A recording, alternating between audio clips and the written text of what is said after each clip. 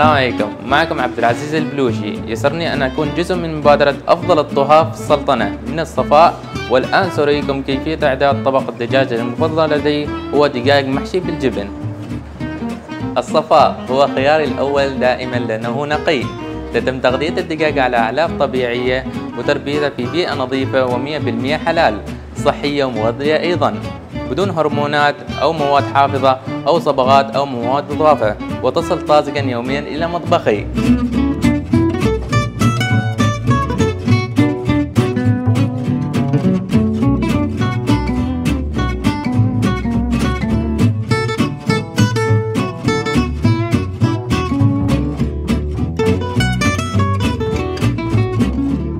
وبنقطع دجاج الصدر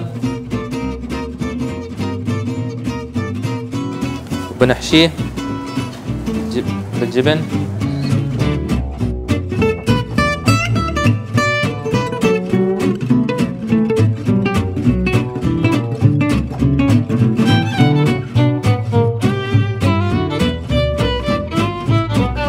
وبنحط الدجاج في الفرن على درجة حرارة 180 يستغرق 8 دقائق.